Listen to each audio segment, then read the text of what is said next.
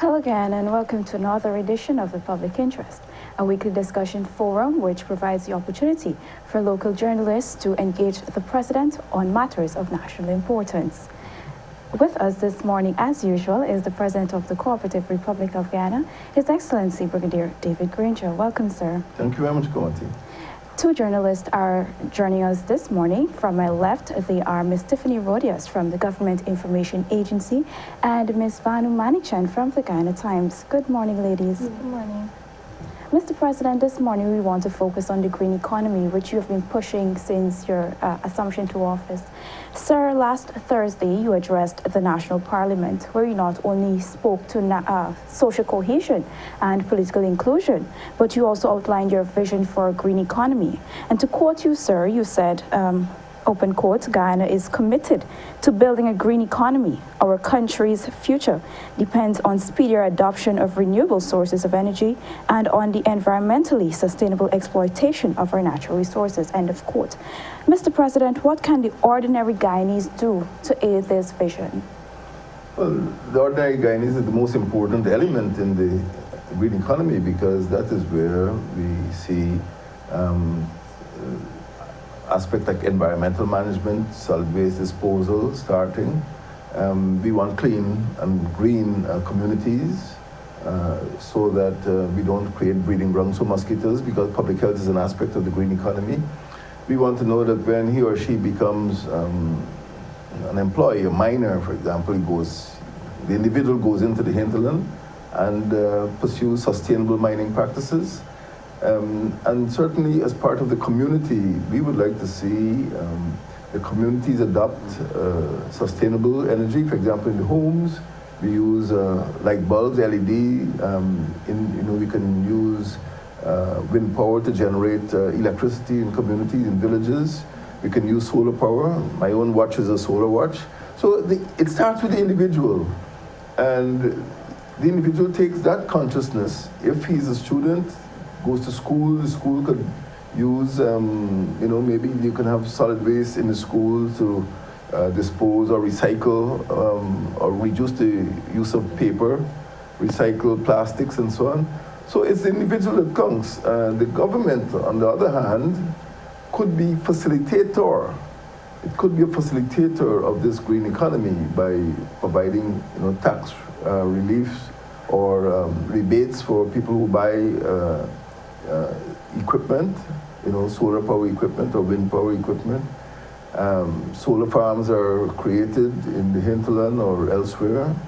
And the government could be a facilitator, but it starts with the individual, and that is what I see happening in Guyana, that there is going to be a demand for the resort to sustainable energy by individuals. When I was opening the Eureka Medical Laboratory, householders came to me and said, President, my house is already completely, including the refrigerators, computers, everything powered by renewable energy. So that's where it starts. Sir, that's on the ordinary Guyanese, that's on a micro level. But what could we see happening on a macro level? And in addition to that, what are some of the changes we can expect as we move towards this vision? Well, at the macro level, I see the government taking the lead. I see one day that the National Assembly would be green, in terms of the generation of power, recycling of waste. I see schools will be green, that water will be pumped in schools, toilets will be flushed, lights will be powered, computers will be powered by green energy. So at the macro level, I see a wave of adoption of green technology. So I think that is the most important factor, is that what starts at the micro level would have a multiplier effect in the country as a whole. And the government has to take the lead, because you're looking at legislation, you're looking at taxation, you're looking at the provision of facilities for people to adopt this green technology. In the middle term, I see more employment opportunities. I see young school leavers, university graduates going into this form of technology and becoming entrepreneurs selling equipment, becoming technicians and technologists, repairing and developing new forms of equipment. So it will eventually pervade all aspects of the country, from the macro governmental level to regional level and to the municipal and individual level. Thank you, sir. Journalists, you're now invited to pose your questions on the topic. Good morning, sir. Good morning. You often speak about Bartica becoming a model town in your green economy initiative. What are the exact plans you have for the town, and what can we expect to see soon? Well, Bartica is important because it's neither coastland nor it's what they call it near hinterland. People call it the gateway to the hinterland. But it is a town. It has a sufficient population. So what I see happening there is that there is an adoption of a solid waste plan. So we get rid of that horrible garbage dump. The adoption of technologies for generating energy, particularly solar technologies, in the Bartica Hospital, in schools, in the police station. We see recycling of waste, styrofoam, plastic bottles and so on. We see the adoption of other technologies so that students in schools could learn different ways and means of the use of plants.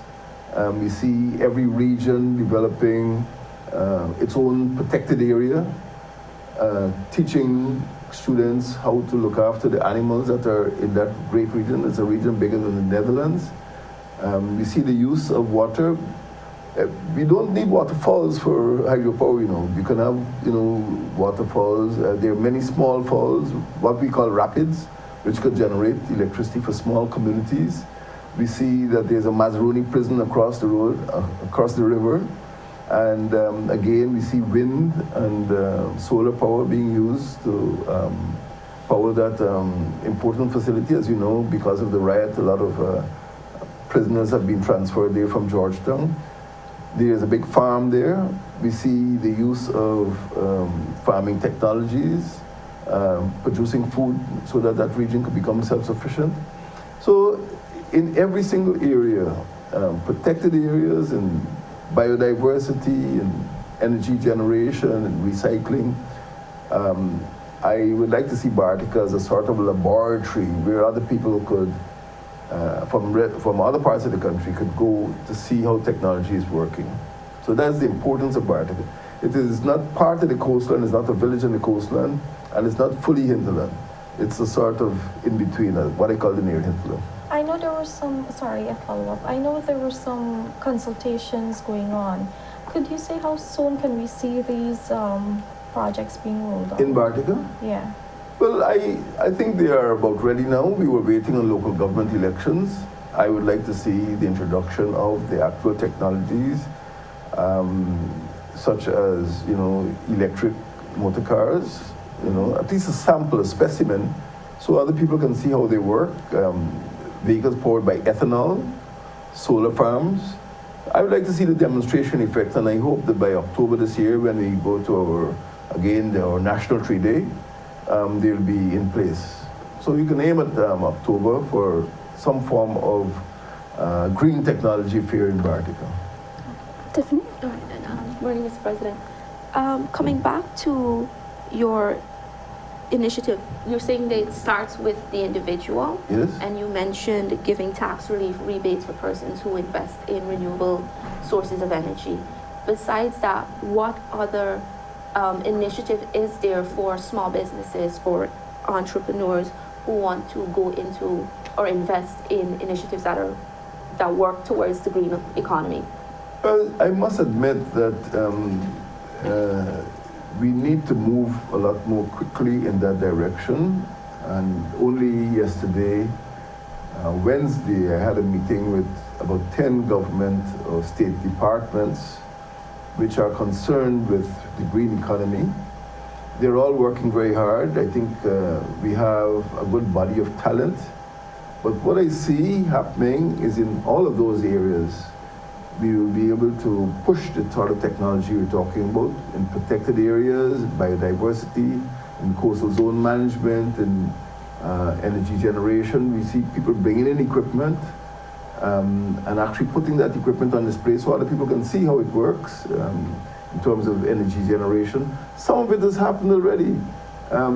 We did not inherit a plan from the previous government, but there were several components which we're now trying to bring together so that we can have a more coherent movement.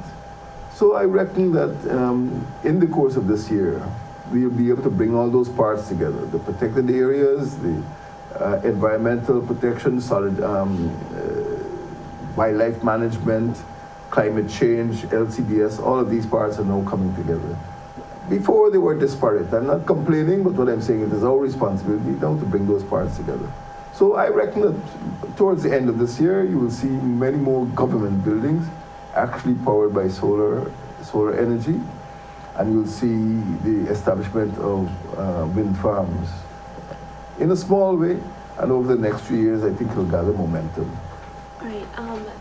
In relation to funding for these various initiatives, at the launch of the I think it's Eureka Lab, when they launched it, you mentioned that you're seeking funding from Canada and other agencies. How is that coming to get them to support Guyana's Green Initiative? I think that may not be an accurate statement.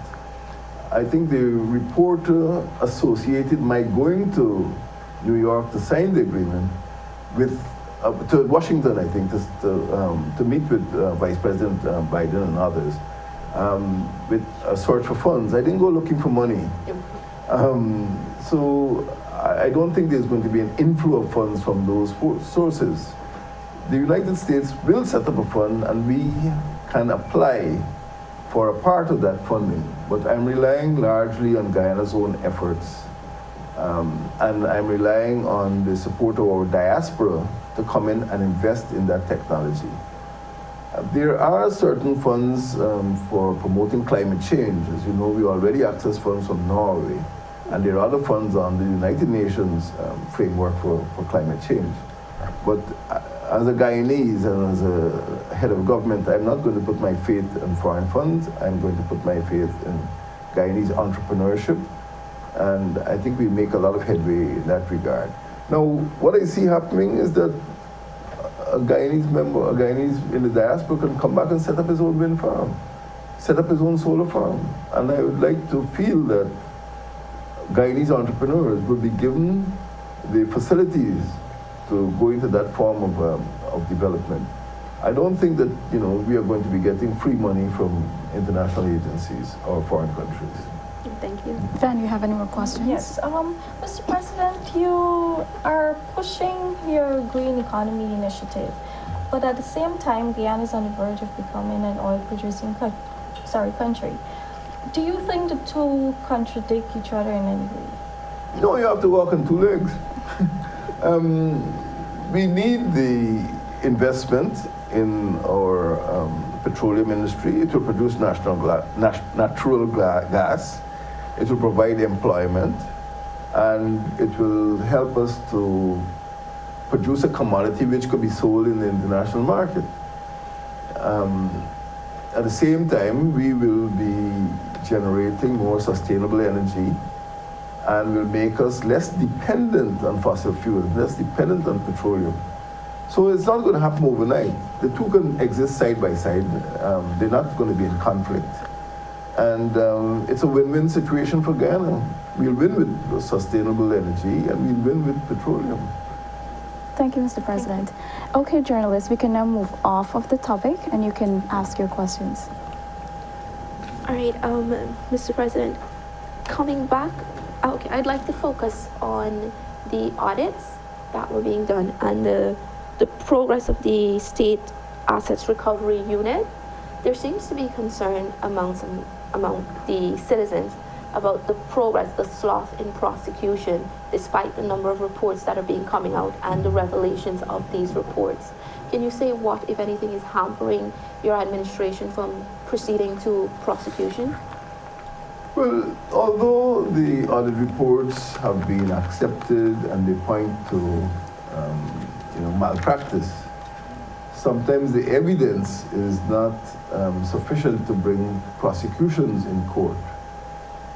And we have been concerned with that evidence, and in some cases, persons who are alerted to the findings of the reports, have left the country, gone into other jurisdictions. Sometimes they're already citizens of other countries, and we have not really embarked on extradition procedures because sometimes it's not warranted. They're not warranted.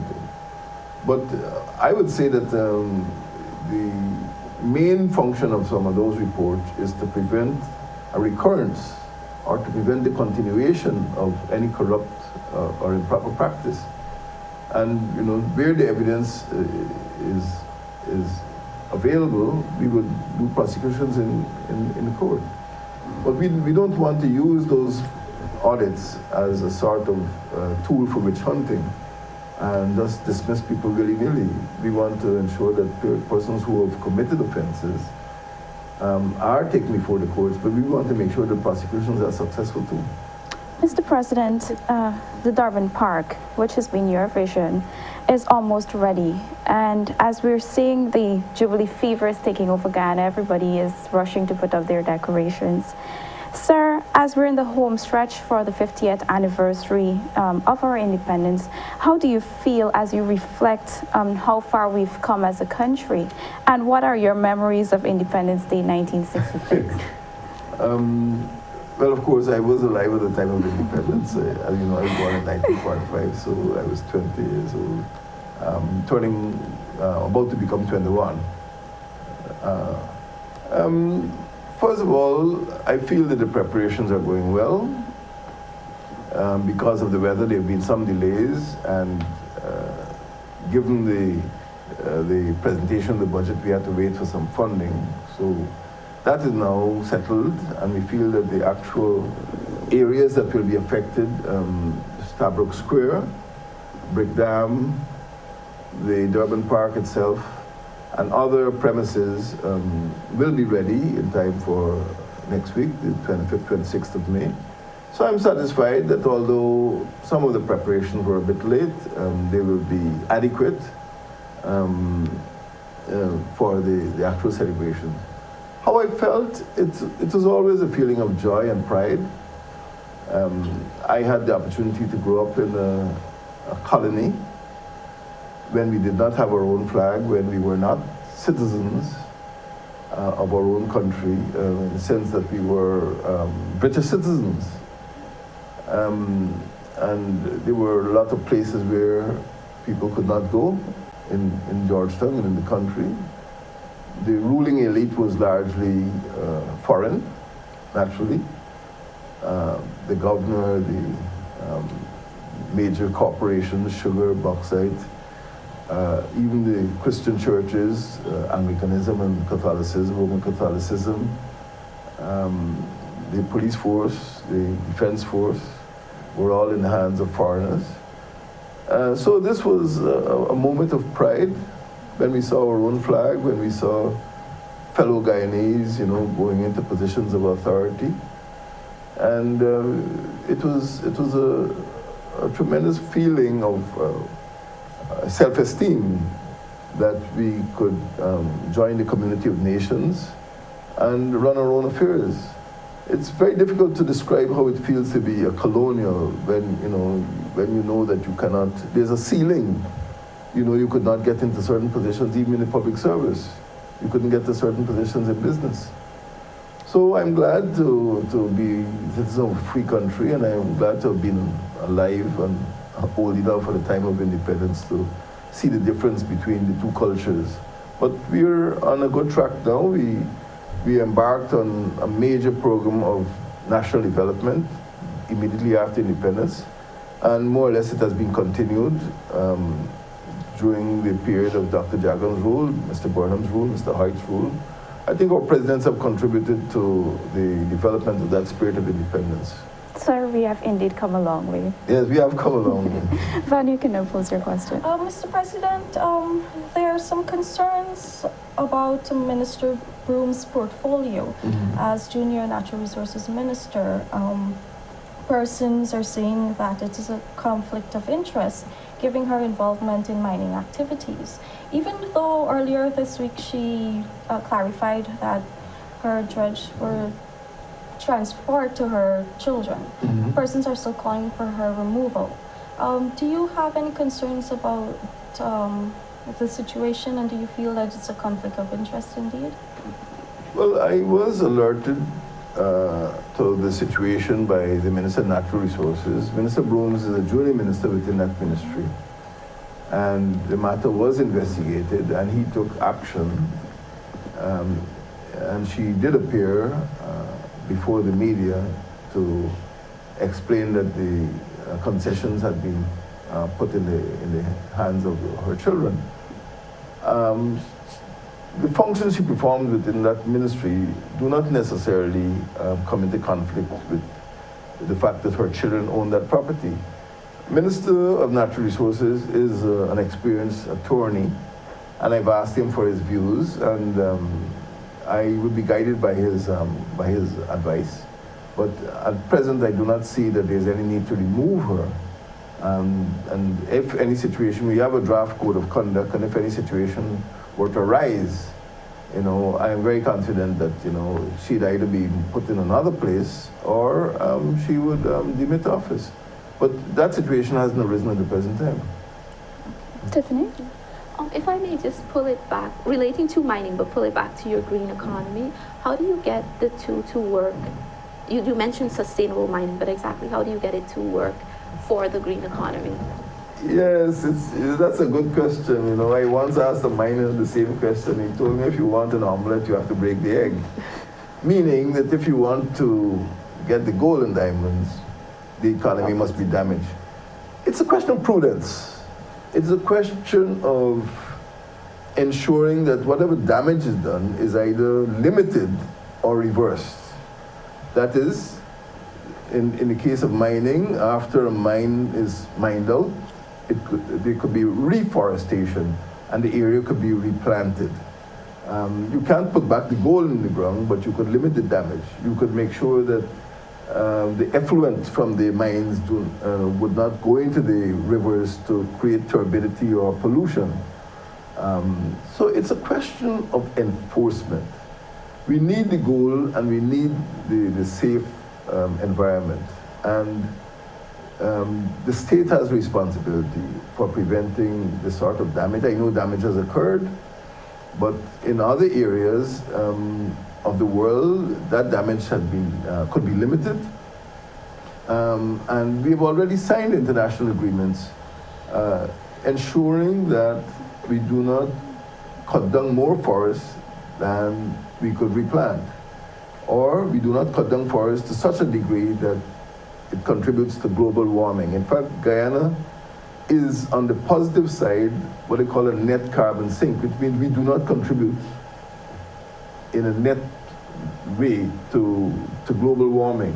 The Guyana absorbs more greenhouse gases than it generates. So Guyana doesn't face an immediate problem, but we are warned. It's global warning, not only global warming, we are warned by what has happened in other countries. And that is what you elect a government to do, to make sure that there is sustainable use of those resources which could be depleted. But in terms of forestry, which is a major contributor, and also in terms of mining. But bear in mind, your question is probably deeper than might be realized. A lot of greenhouse gases are generated by animals, by cows and pigs. A lot of greenhouse gases are generated by motor cars. So it is not just, we shouldn't only blame miners and hinterland activities. We should aim at converting from our gasoline and dieseline driven vehicles to cleaner fuels. And we should maybe use less meat, you know, and use more vegetables which don't generate those greenhouse gases. So it's a total plan. You have to look at it holistically.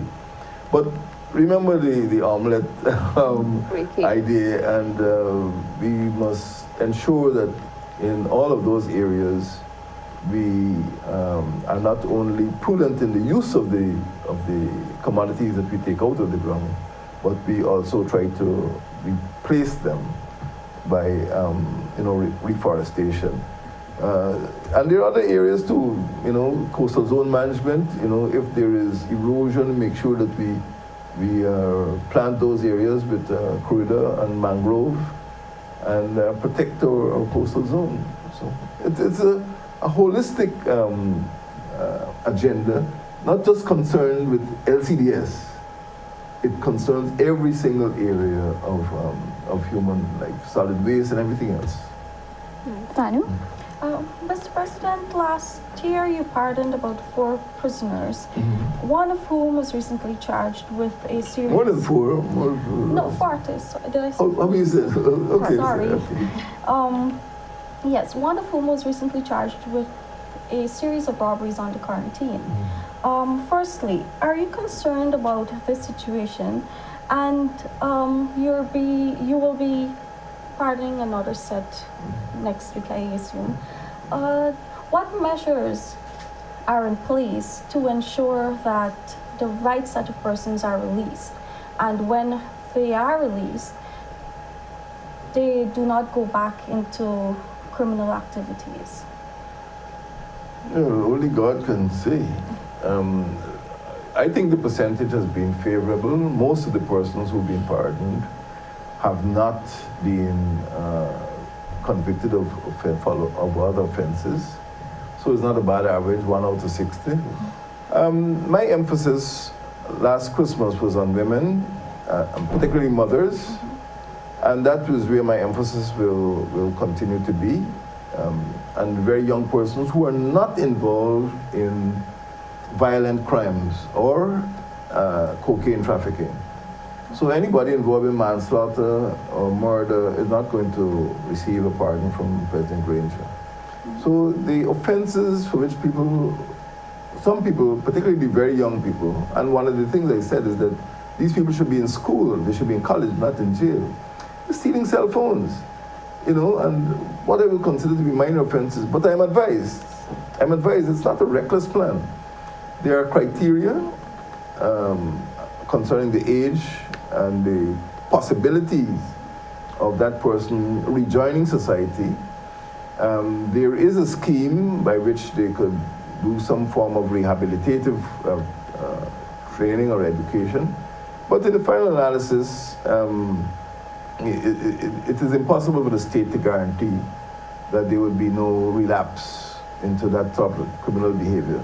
But as I said, there are guidelines, there are criteria, and the main emphasis will be on reducing the prison population of mothers and persons who were involved in non-violent offenses or non-cocaine related offenses.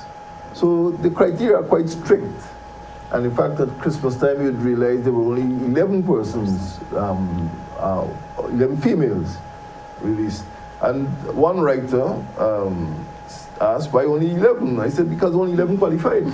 So that indicated that it was a very tight rule that was applied. It wasn't reckless. I'm not a reckless person. I don't think so. Tiffany, you have the last question. All right.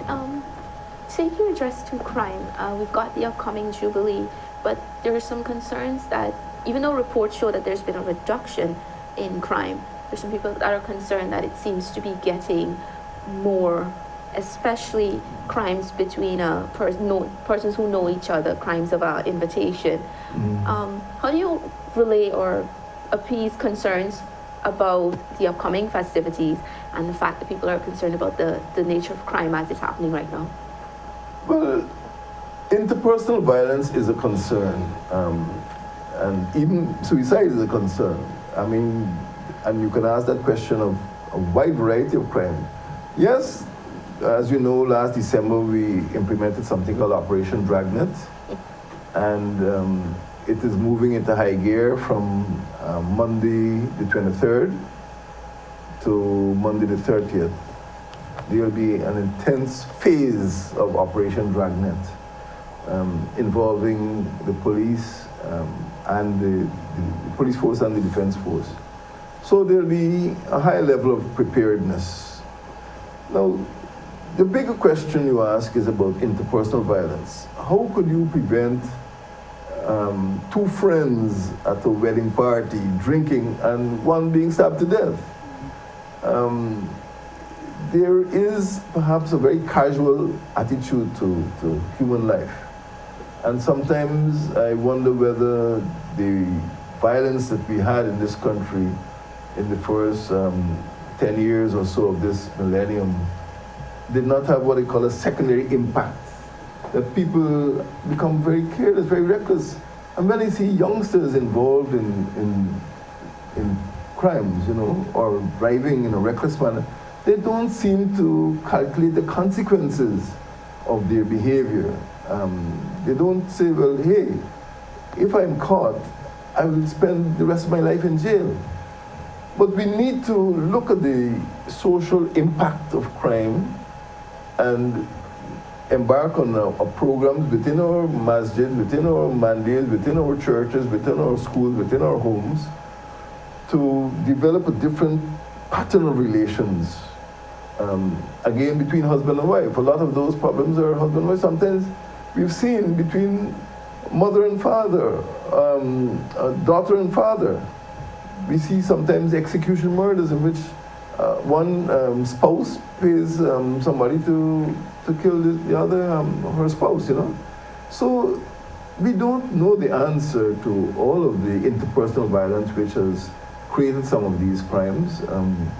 And I think this will be a task for sociologists, a task for religious organizations, and our welfare organizations, so that young people are taught to handle conflict without resort to violence. That sometimes they carry little scissors to school, and look at the weapons we saw at the prison, you know. Anything, any bit of metal could be sharpened and used as a juka. But we need, at a national level, to have a sort of conversation about interpersonal violence and suicides, because these have been major contributory factors to the crime rate in this country. Thank you. Thank you, Mr. President. Thank you, journalist. That has brought us to the end of this week's edition of The Public Interest. I've been your host, Guyana Times. Thank you for joining us. Do have a blessed day, Guyana.